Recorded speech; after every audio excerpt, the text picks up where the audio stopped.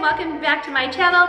My name is Erica. I'm with Confessions of a Homeschooler, and if you are new, thank you so much for joining me today. If you're a return viewer, thank you so much for hanging out there with me. So today I'm going to be sharing my top 10 tips of things I wish I knew before I started homeschooling. We have been homeschooling for 11 years now. I have 4 kiddos. They are ages 15, 14, 12, and 9. We have been homeschooling since my oldest was in preschool. So if that gives you any sense, I feel like I've kind of been through the gamut of curriculum, the gamut of learning styles, teaching styles, all of that. So today I'm just going to share all the things I wish I knew before I started homeschooling. So let's just do this in a late night kind of countdown type of thing. So starting off with number 10. Okay, number 10 is that several stores give teacher discounts to homeschoolers. What? Did you guys know this? I did not know this when we first started homeschooling, but several stores, especially teacher stores, stores like Barnes & Noble and places like that, give discounts to you as a homeschooling teacher.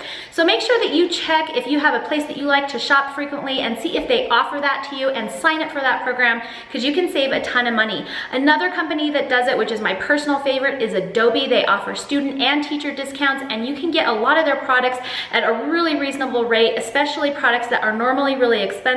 Things like Photoshop and Elements and products like that that are really cool, great to learn in your homeschool, but you can get them at a discount. Number 9, get connected. As a homeschooler, you don't have to sit at home by yourself all the time with nobody to talk to. Go out, check local school districts, check your churches, do an internet search. HSLDA.org is a great place to do it, or just Google for homeschooling groups in your area, and you're bound to come up with a ton of different options that can help you get connected as a homeschooling parent and your kids get connected as homeschool kids. And don't forget that I have a COAH community on my website. I will put a link for that below, where we all can gather around, encourage each other, ask questions, give answers, and just generally encourage other homeschoolers and ourselves. So make sure you join us over at the Confessions of a Homeschooler community. Number 8. So number 8 is that the best curriculum for your family is the one that you will use. There are a ton of different curriculum out there. I have tried almost all of them, I think, at this point. So asking your friends and asking bloggers and online research can help you get a sense of what's right for your family, but in the end, make sure that you pick the curriculum that you're actually going to use. If it's something that seems like it's too much work, or it's too confusing or frustrating, or you don't think you can gather all the supplies together, skip it. Go to something else that makes you feel more comfortable, because all of that stuff might be great, but if you end up getting all that and it's too overwhelming and you don't use it, not helpful. So just make sure to choose the curriculum that's the best fit for your family. Tip number 7, there is not one perfect curriculum out there. Sorry guys, when we first started homeschooling, I searched and searched and searched for the one curriculum that was the most perfect ever. We were gonna use everything from that curriculum, and we were gonna use it for the entire duration of our homeschooling. And one thing that I've learned is that we change, we grow, students are different, parents are different, families are different, your needs are different from mine. And so there is just not one perfect curriculum out there that's just gonna fit all of your needs. And so we ended up doing kind of a group of things. I do some things from this company and some things from that company and some things from that company, and we put it all together and make it work for our family. So when you're choosing curriculum, give up the search. The perfect curriculum is not out there. Just find something that fits your specific needs and go with that. Tip number 6. Less is more. I have learned this over the years, especially as a blogger. We get a lot of products sent to us, and sometimes it can start getting really cluttery. Our homeschool was starting to get full of all kinds of different things and games and manipulatives and crayons, and while we're really happy and blessed to be able to receive those products and review them, sometimes a clean out is necessary. And so I try and do my best now to try and keep whatever we have in our homeschooling space just for the current year. So if we aren't using it, I get rid of it, donate it, give it to a friend, or if it's something we're gonna use in the future, then I might just store it for long-term storage. But otherwise, I kind of keep our homeschooling area pretty cleaned out, and so the only things in there are things that we're gonna use. The other thing I do like to have laying around are books. We like to go to the library often, but it's really easy to go and get some fun books, bring them in, have a book basket or somewhere to kind of keep them, and then bring them back. You don't need to kind of keep adding to the clutter of your homeschool that way. Another fun way to enhance your homeschooling without increasing clutter are things like field trips, hands-on activities, go for nature walks, experiment, do things outside, and all of those things can really bring a lot of learning and encouragement into your homeschool without bringing in a lot of clutter. Tip number 5. So this is probably one of my favorite tips. As homeschoolers, we have a little bit more freedom with our schedule. We have a little bit more flexibility with what we can do.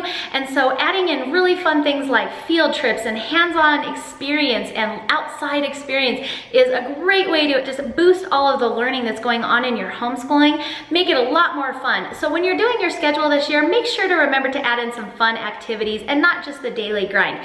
Get the kids out of their desk, get them outside. Even if you're taking your daily activities somewhere else, go to the library, do school, go to a park and do school. If it's nice, if it's in the winter time and it's all wintry outside, a lot of times we'll grab our blankets and our pillows and we'll go sit and do school in front of the fireplace.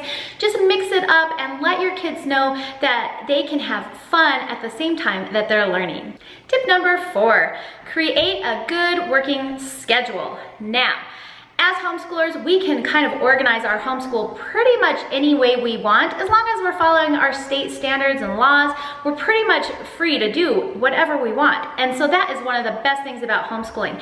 So the first year I started homeschooling, I kind of just was like, woo, let's just do whatever. And thankfully it was for preschool, so no harm done. No children were harmed that year. However, I did discover that year that it actually is good to have at least a basic overall schedule for our day.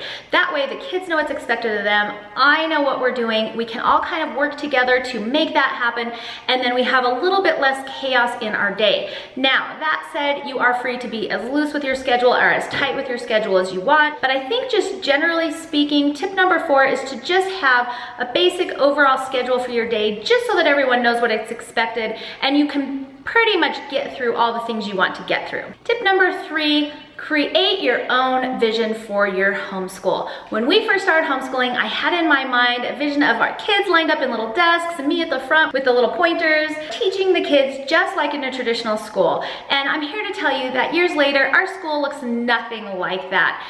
I don't think that homeschooling has to be bringing the classroom in and recreating it in your home, unless that's what you want.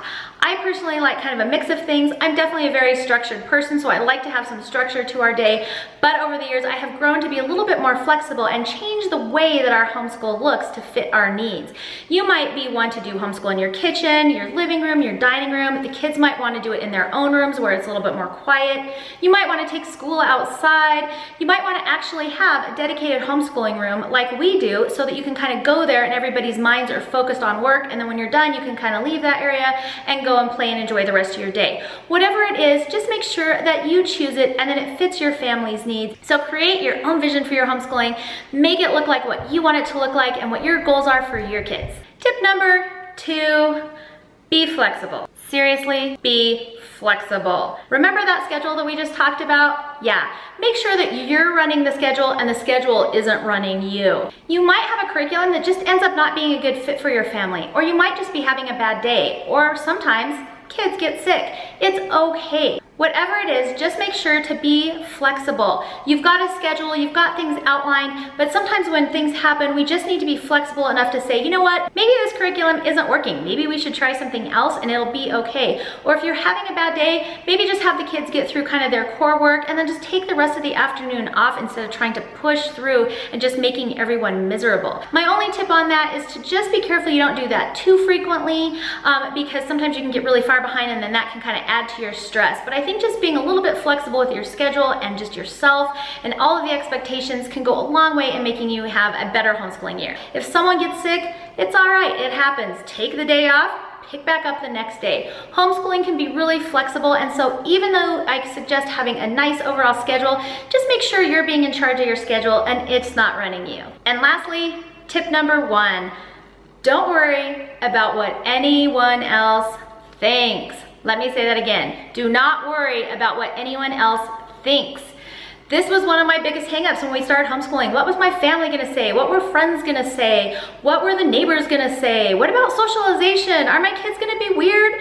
And you know what? Honestly, 12 years later, our kids are great. We've been blessed with a great group of kiddos here. They are all super friendly. They are very social. They have a great time learning. I have not ruined them homeschooling. And you know what? My best advice was just to not worry about what other people were saying. The only opinion really for our family that matters is God's opinion. And as long as we're following His will to homeschool, which is what we believe He called us to do, then all the rest will be taken care of. And then 11 years down the road, I can look back and definitely tell you guys that I'm so thankful that we chose to follow follow that calling. Homeschooling has not been an easy road. It's definitely tough. It's definitely a commitment, but it's also been really fun and rewarding, and I'm really thankful that we decided to stick with it despite any kind of naysayers that we had coming and going. For the most part, we're lucky. Our family has been extremely supportive. Both Jason's and my parents have been really supportive. We've had a couple of other people say, you know, things here and there, but we do have a good network of homeschooling friends, which was tip number 9, get connected, that can really help support us and encourage us through that. And then a lot of you guys have also supported us and encouraged us as well. So just getting connected with the right people, positive people, and things like that is a great way to stay encouraged in your homeschooling journey. Don't worry about what other people are gonna say. People will always have their own opinions, and you know what, like I said, their opinions don't really matter that much in the grand scheme of things. What matters is what's best for your family and your needs, and so really that's all that you need to worry about. All right guys, so thank you so much for joining me for this video today. If you like this video, please make sure to give it a thumbs up and subscribe down below. If you have a tip to share with everyone of things you wish you would have known before you start homeschooling, please leave that in the comments below so that we can encourage and lift up one another in this journey. Thanks so much for joining me in today's video. I hope you enjoyed it, and I will see you next time.